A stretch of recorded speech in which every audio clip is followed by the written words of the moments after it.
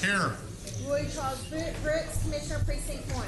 Present. Devin Allen, Commissioner Precinct 2. Here. Gary Fickus, Commissioner Precinct 3. Here. J.D. Johnson, Commissioner Precinct 4. Here. Constitutes a quorum. Thank you. Our invocation today will be delivered by Associate Pastor Stephen Klein from Lake Country Church. Welcome. Thank you for coming out again. After the invocation, please remain standing for our pledges. Let's pray. Dear Heavenly Father, God, we thank you so much for who you are, God. We thank you that you love us no matter what, that, God, you're right here with us. And, God, I pray that you would bring wisdom where there needs to be wisdom, that you would bring grace where there needs to be grace, and, God, that you would bring love where there needs to be love. God, we thank you so much for who you are, God. We give you all the glory and all the honor. In Jesus' name I pray. Amen. Amen. I pledge allegiance to the flag of the United States of America and to the republic for which it stands, one nation, under God, indivisible, with liberty and justice for all. Honor the Texas flag. I pledge allegiance to thee, Texas, one state, under God, one and indivisible.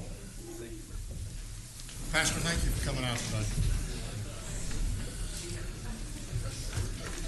Agenda announcements, Mr. Mayes. Thank you, Your Honor. Members of the Court, we have two announcements, one relating to this agenda. It's under the Administrator section, item 9A7. This is the Sheriff and Constable fee schedule. We're going to hold that for 1 week, and we'll bring that back to you next week. Also, members of the Court, remind you that today at 2 o'clock, we have a joint work session with the Commissioners Court and the Hospital District Board of Managers. As I said, that'll be at 2 o'clock, and it'll be in the Family Law Center, which is in the building right across. The street. It's on the second floor. Really? Yes, sir. For any of those that didn't know where that building was. Court members, you have before you the minutes of our regular meeting of September the 10th. Move approval. Second. We have a motion and a second. Any discussion? Please vote. Motion passes unanimously. Commissioner Allen, I believe you have a resolution. I do. Recognizing the Arlington Board of Realtors 70th anniversary. So we have some guests with us this morning. We have our chairman of the board, Barbara Landers, Chair-elect Dixon Holman, and then Larry Johnson, who's the president and CEO. I'll read it into the record. Whereas the Arlington Board of Realtors, or ARBOR, was founded in 1949 after a group of Arlington real estate brokers recognized the need to develop professionalism in their industry. And whereas the organization sets itself apart by giving members a competitive edge in the marketplace and enabling them to provide superior service to their clients. And whereas in 2016, ARBOR merged and acquired territory and added approximately 400 members from the Ellis and Hill counties area. And whereas over 70 years later, ARBOR is one of the largest trade associations in the nation with more than 2,900 members who serve Southeast Tarrant County, Ellis County, and Hill County. And whereas ARBOR believes in supporting their community, and in 2007 they established the Arlington Board of Realtors Community Service Foundation as a tax-exempt charitable foundation to maximize their efforts. And whereas the Foundation's board of advisors is comprised of business and community leaders who volunteer their time in directing the Foundation's activities of improving neighborhoods and communities by awarding scholarships to high school students. And whereas the Foundation commits to worthwhile community projects and individuals through charitable donations, volunteer work, education, and charitable housing initiatives. And whereas since the Foundation began 12 years ago, they have awarded $37,000 in scholarships and contributed more than $263,000 to assist homeowners. Now, therefore, be it resolved that we, the Commissioners Court of Tarrant County, do hereby recognize and commend the work and community service activities of the Arlington Board of Realtors and the ARBOR Community Service Foundation as they celebrate their 70th anniversary. In witness whereof, we have hereunto set our hands and caused the seal of Tarrant County to be affixed this 17th day of September 2019. And with that, I move for adoption. Second. We have a motion and a second. Any discussion? Please vote. Motion passes unanimously.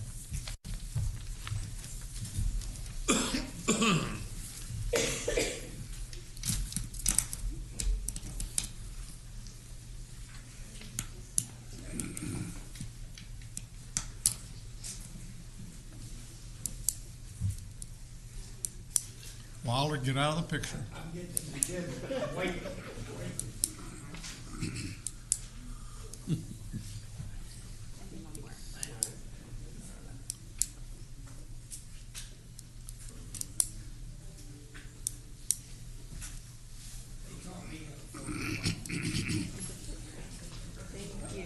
you so much. Good morning. Good morning. Larry Johnson, CEO, Arlington Board of Realtors. Thank you, Commissioner Allen, for this recognition. Thank the court for this recognition. It's been 70 years, as you know, that we've been building on realtors and realtors involved in the community, realtors involved in the political aspect, the charities, the PTAs. So just let you know that we're more than just selling houses. We are the community. We are the ones that get involved because that's just who we are. So thank you very much for the recognition. Thank you very much for what you do.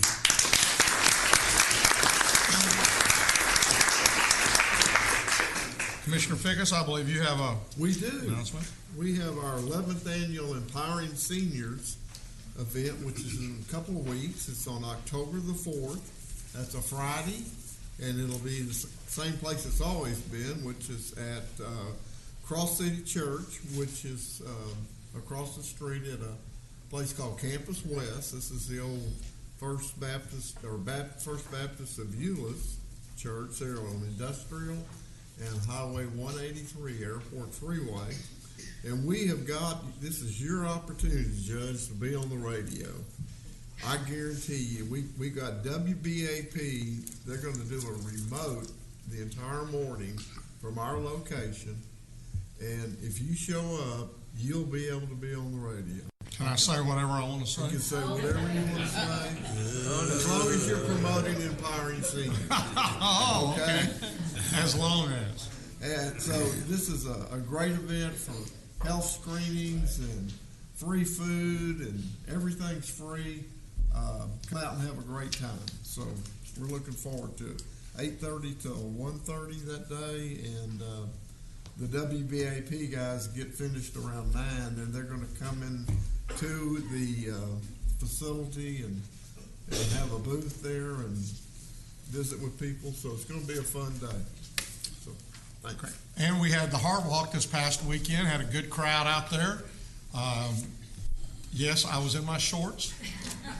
Oh, what a So sight. it was bright. We don't have. We didn't even, I mean, it was the sun, it was bright enough with the sun, but it was made a little bit brighter by my white legs.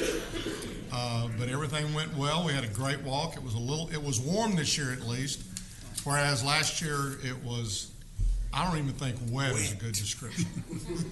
It was flooding. We don't have pictures, do we? We didn't put any up. I didn't want to, I just didn't want to go that far this year. But I do want to thank everybody who participated. We had a good time, and maybe we'll see a group picture sometime in the future. Yes. I've seen Catherine's one. nodding yes. I've seen one. Sure, it's been out there. It's been out there. With that, we'll move to the consent agenda. Move approval. Second. We have a motion, a second, to approve the consent agenda with the deletion that Mr. Manius mentioned. Please vote. Motion passes unanimously. Mr. Manius? Your Honor, we have one public hearing this morning. Ms. Ward is going to do that.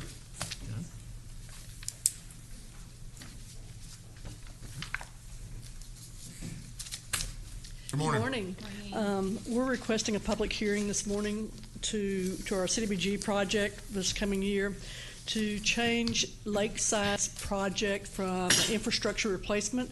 Their census data changed and made it ineligible, so we're transferring the money into housing rehabilitation to work with families to rehabilitate their home. There's no action needed, just to receive citizen input. Thank you. This time I'll open the public hearing and ask if there's anyone here wishing to speak to this matter. There being none, then I'll close the public hearing. Thank you very much, Patricia. Mr. Manius. Thank you, Your Honor. Members of the Court, we have two additional items for the Court this morning. Under the Administrator's Section Item A1, we're requesting that the Commissioners' Court approve a commercial lease agreement between the Hospital District and Larimar Development for the property which is located at 1212 and 1214 South Main Street in Fort Worth. Move approval. Second. We have a motion and a second. Any discussion? Please vote. Motion passes unanimously. Madam Carter, we can go to item number 2. This is also a hospital district action. We're requesting that the court approve an agreement for the purchase and sale of property between the district and Growco Development. This property is located at 812 Bryan Avenue in Fort Worth. Move approval. Second. We have a motion and a second. Any discussion? Please vote. Motion passes unanimously. Thank you, Your Honor. Thank you. Hodder.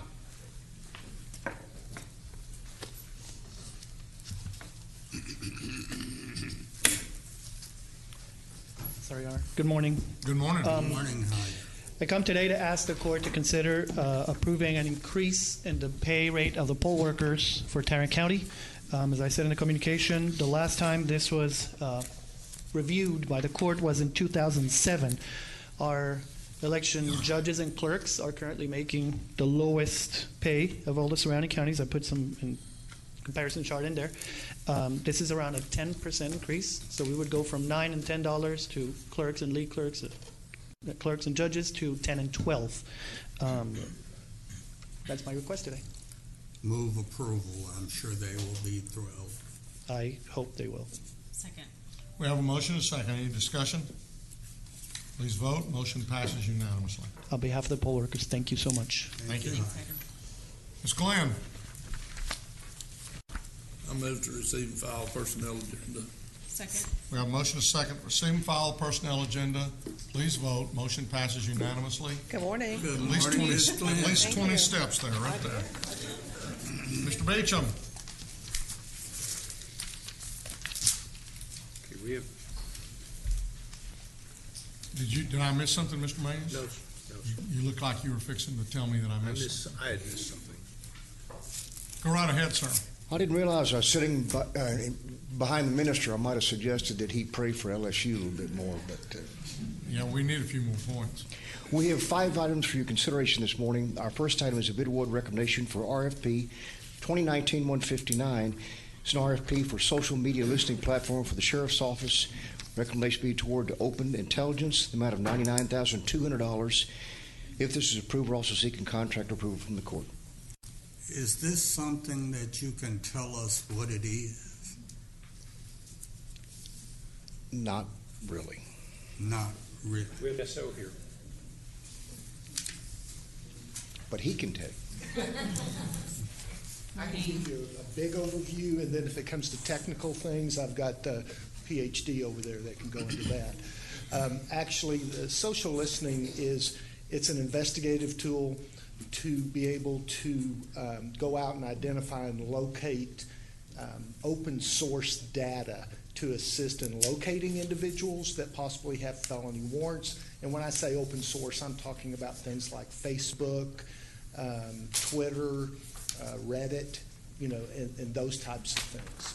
And it's also an investigative tool to be able to hopefully take steps to begin to identify and locate individuals that might be planning mass shootings, and just to protect our community. And this would be information that a given individual has already shared. That's correct. Right. It's all open source. Yes, ma'am. Move approval. Second. We have a motion and a second. Any discussion? Please vote. Motion passes unanimously. Item number 2 is also a bid award recommendation for bid 2019-207. It's a bid for business continuity centers for Arlington, Northeast, and Southwest courthouses. Recommendation be toward the low bidder, Fast General Contractors, the amount of $46,786.30. Again, if approved, we're seeking contract approval, acceptance of the payment bond. Jack, can you tell me a little bit more about what this is? David?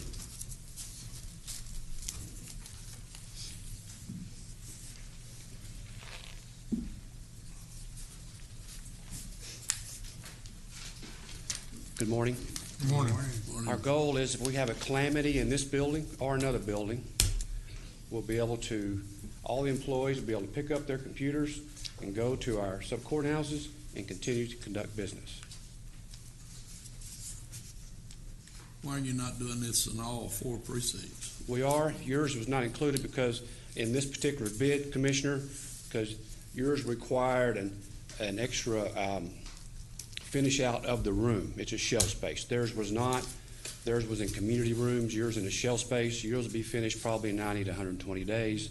Theirs will be finished in about 70. As I recall, we approved the finish out of the space for these purposes about 3-4 weeks ago. Yes, Commissioner. There'll probably be anywhere from 50 to, we can put up to 70 people in any of the sub-courthouses and conduct business. We'll have twist lock type cables that come from above the ceiling, and IT will come in with a cart with their switches. They'll plug into the wall. They'll run their cables to all the computers, and we're up and running.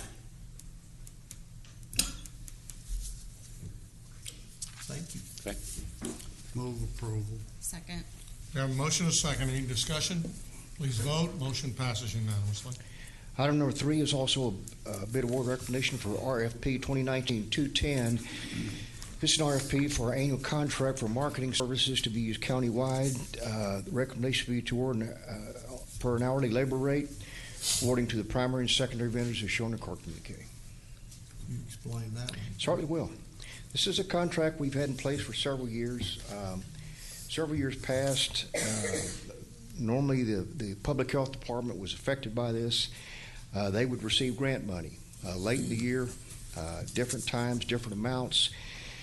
Towards this time of the year, when that grant money was available, it put us in a position where we didn't have the opportunity to bid it out, to compete it. We suggested that we establish an annual contract for marketing services. It might be for ads, it might be for text, for copy. It's been one of the best contracts we've ever put out in my time in Tarrant County. It's saved us a jillion times. It's available to other departments to utilize. Might be radio spots. They do it all. It's been a wonderful contract for the county. Okay. Do I hear a motion? Yes, I'll move approval. Second. We have a motion and a second. Any discussion?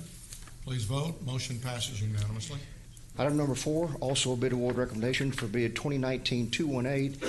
This annual contract for medical examiner supplies. Recommendation be to award on a per unit price basis, awarding to the primary and secondary vendors as shown in court communique. Move approval. Second.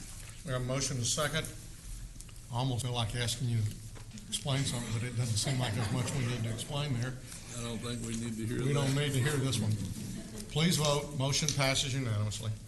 Our last item is also a bid award recommendation for bid 2019-243. This is a new annual contract for electrical power strips and power strip towers for elections administration.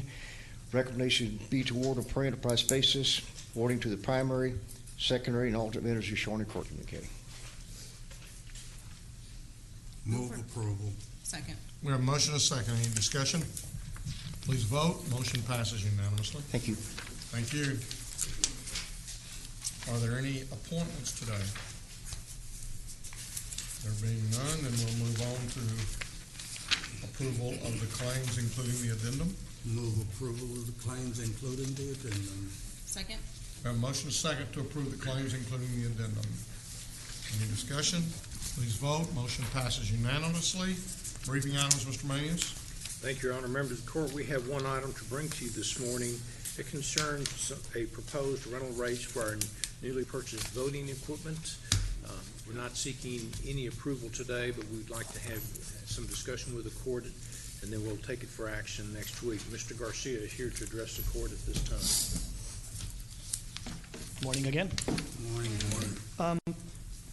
Since we bought new voting equipment, we need the court to set a rate to rent the voting equipment to the entities that contract with the county to conduct their elections. I've added to the item in the court 3, let's say, options to start the discussion. Of course, this is a court's decision.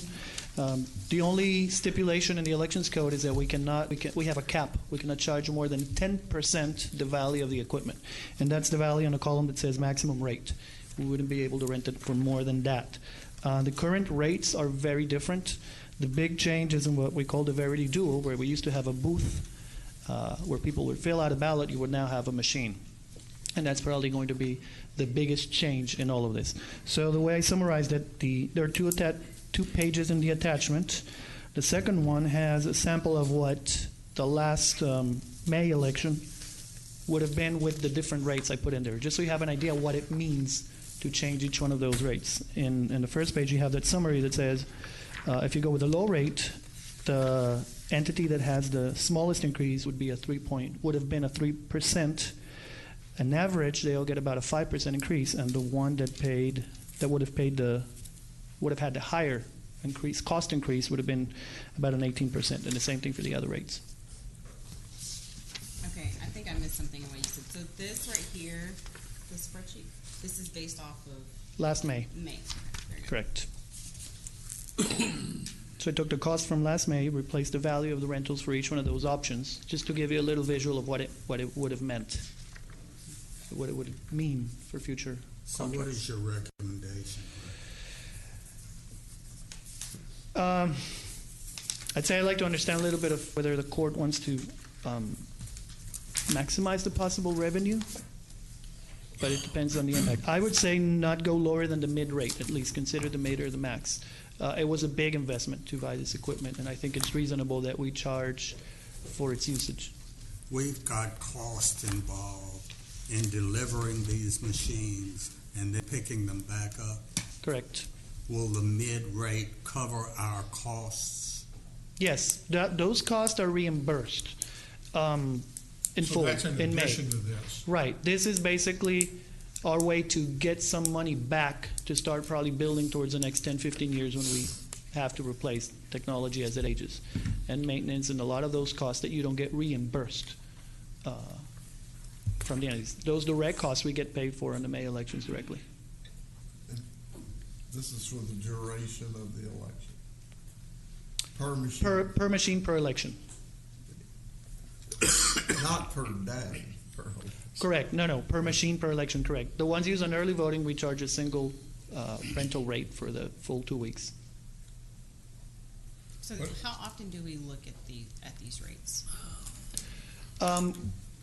At least now we have to do it because we changed equipment. After this, it's up to the court if we at some point had some discussion of whether we needed to adjust them. But there is no specification in the law about how often you have to do it. You can set them today and not touch them again, like we did with the old equipment. I don't Not want today. to set a price that is so high that jurisdictions won't use our equipment. What are they gonna do if they don't? Paper ballots, Rent them from Dallas. rent them from They'll be running a Dallas. different system. I don't know. Something else. I mean, I hear what you're saying. I guess a couple of the questions that I have is in the past, because we're going to the vote centers, we've had to have bought a lot more equipment. Correct. So you're not gonna be able to go in and do the little paper ballots anymore, and therefore, I mean, I would have expected a fairly big increase, but what you're saying here, this current rate, is that the current rate based on what they paid in the last election? No, the current rate is actually, the scanner is 115. There's no controller, but the equivalent is 105, and there's no duo because that's the terminal that replaces the paper booth. And those booths were rented for $5 a booth. So that's where I say that's the biggest Are we change. putting the duo in the cost of the current rates? Yes, that's part of the exercise So we down really here. don't know what the increase was to a city from their last election. When you talk about current rates, you mean the November 5th election? Well, these elections, let's talk about the November, because that's really a statewide election. Right. And the cities are renting this equipment? Correct. The ones that join in on the Well, how do they have a choice? they could not contract with us. And Okay, so I think, let me see if sure, I sure, can absolutely. explain. And maybe I'm not understanding the question. In a statewide election, the county is responsible for that vote. However, whenever you have a statewide election where you also have some type of municipal election at the same time, or a bond election, then the entities that have the bond election, they have an option to either use the county system or they can conduct their own election. And so that's what we're talking about. So let's assume in this November election that we have 5 cities out of the 41 that we've got, or out of all of the entities that we've got, let's assume we have 5 entities that are having to have that have some issue on. Are they the only ones that have to rent equipment? Correct. Yes. Yeah, only the ones. That was the first thing. So when we get to a primary, the cities don't have to elect. Nope. But when it comes to their municipal elections or the school board elections Correct. or all of those, then those entities. Bond elections, we're going to have a Or couple of bond. them this time. Right. They have to lease equipment. Correct. So in a November date, in a county-run election, we determine the places, we do the coverage of the entire county, and any entity that calls for an election on that same date joins in on the cost of the countywide coverage. In May, they tell us, this is my footprint in my election in my district. So that's usually a smaller one. But basically, it's about sharing the cost of whatever is deployed in that election, which includes the rate of the machines. Okay, so I could get into a discussion that since we know it's a statewide election, and I know that we want our locations to be very similar to what they are going to be in the primary, that if we're going to have an election there anyway, why are we charging them for one line item that they're putting on a ballot? That's the way it's always been because they're sharing the cost of. I don't care how it's always been. Yeah, no, I'm just saying. I'm just saying, let's talk, and it may not be anything that we can make a difference on. I was not aware of that's the way it always was. And I don't know how much revenue we're talking about from that standpoint. And yes, I know that we want to recover some of that toward the cost of the equipment.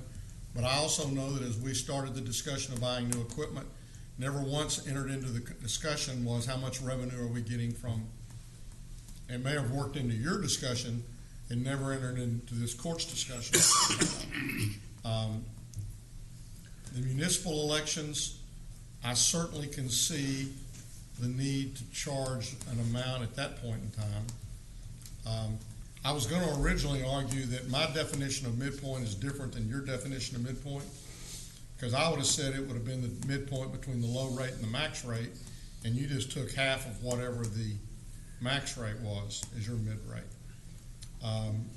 But the other thing I would like to see on here is the last time we charged, we had a schedule for what we were going to charge a city for the equipment that we then had in place. Okay. What did that cost? What was that cost? Because you've added in that current rate, you've added the cost of all of the digital machines that we're now requiring them to use. And in the last election, on election day, they didn't have those machines there. Correct. So in all likelihood, they paid far less at their last election than what you've got in that current column. Okay. So what I'd like to see a couple of things, and I want to talk to the court about, or I want the court to begin thinking about this. But first, I'd like to see in the last election where they had to pay, what did they have to pay to hold an election to be a part of a bond election like not the last November, because that was a general, but the one before that.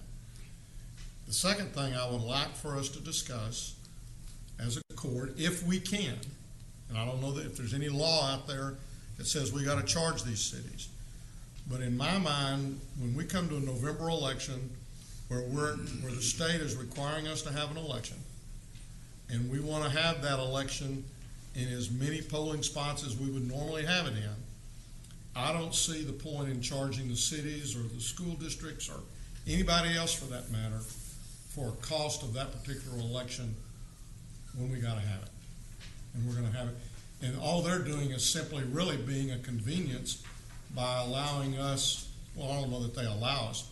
We can have the polling place, but to say we're not going to have a polling place or we're not going to have them on the issue because on the ballot because they didn't pay us a certain amount of money, I don't know if I think that's right or not. And Judge, I might just offer that we spoke with elections at their request, and they asked us to look at this, and we didn't really even want to look at it without having the court's guidance. Because obviously we haven't changed anything since 2007, and so maybe that is too long to not have increases, maybe to capture some costs that we could have been capturing. But we had concerns in our office about this would go into effect 10/1 of 20, and yet a lot of the cities and municipalities may have already adopted their budget for this year and for next, and so we wanted to make sure that we had plenty of time to communicate to them. The statute's not real clear about exactly what goes in. It does talk about the cost of equipment, but as an accountant, I can tell you, the question would be, do we depreciate the equipment though and then lower the cost? Do we add in, is there anything else we can add in? There is no documentation for where the rates were derived in 2007. I suspect Ron Bertel calculated with someone in elections, and all of those people are gone. But anyway, to my knowledge, elections doesn't have any calculation detail, nor do we. So, again, I would like to make sure that the auditor is comfortable with whatever y'all are charging to defend it from an accounting perspective. But again, I think it's one of those things that it would depend on what your wishes and desires are. Certainly, as Hyder points out, to continue to charge the same rate is probably not a good idea. But to go to the full 10% that we could charge is a very large increase for some. Well, you mentioned something about October 1 of 2020. You meant 2019. Well, no, to have it effective 2020, 10 of 20. But he's talking about doing this in I know. November of 2019. I understand. And I'm not sure that I think that can work that way because of the budgets of the municipalities and whatnot. Right. But that's, But they again, I'm not completed here their to- budget process also. Right. Yeah, I mean, and I echo your concerns and appreciate your remarks, Renee. I'm thinking of the municipalities in Precinct 2 when we lined up when they're adopting their budget and what they're looking at. I don't know that that's been a part of their conversation at all. I don't know that I think that these amounts would, now in some of the smaller cities, it might have the effect. Yeah.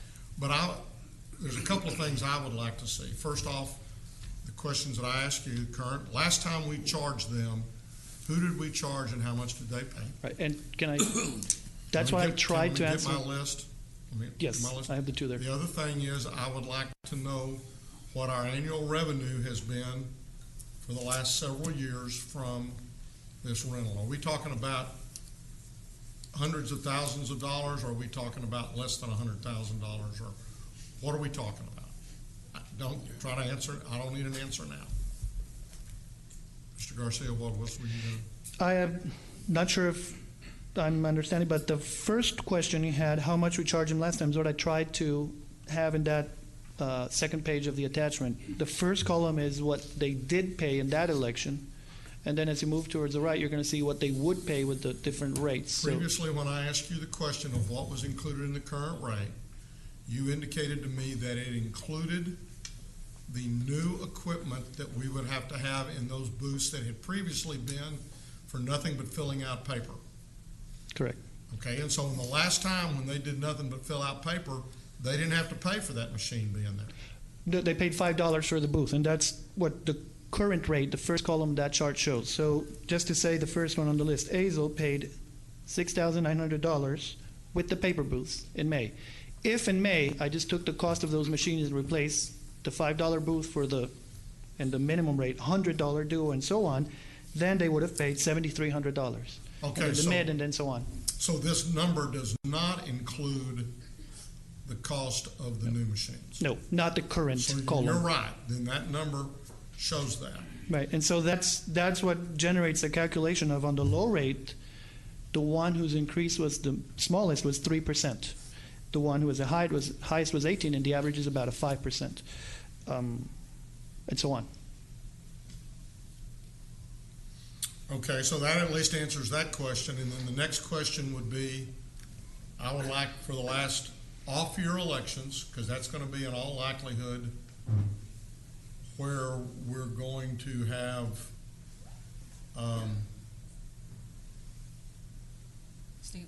statewide. We're forced to have the election statewide because there's state items on there. What has been our revenue coming in off of that? And then I guess from the municipal election standpoint, that number needs to be in there too. Of course, we're gonna keep that. I don't see us changing the May elections. We would charge for that, so maybe it doesn't need to be in there. Maybe we just need the cost of the revenue for our off-year November elections. Well, we'll provide you both, just so you have it. That's good, okay. So since 2007, or? No, let's not go back that far. Oh. This is 19, how about 17 and 15 if we can get it? The only additional thing is whenever, and this involves early voting, is we have our normal early voting places, and sometimes a jurisdiction would ask for an additional early voting spot, which we've always granted, as long as they pay for that particular fee. Now, the fees aren't really that much, but that is going to be something that would be outside the norm of what we would normally pay for anyway. I'll give you an example. TCC is running a bond package this year, and they would like to have early voting on their campuses. And so we have given them a dollar figure on what it would cost to do that, because it is outside of the early voting sites that we have had that we currently use. And so, and it's up to them to determine if they want that extra polling place. And if so, that compensation, I think it was about $11,500 per spot, that type of deal. For any spot that wasn't already included as. That's correct. That's correct. And I want to add one thing.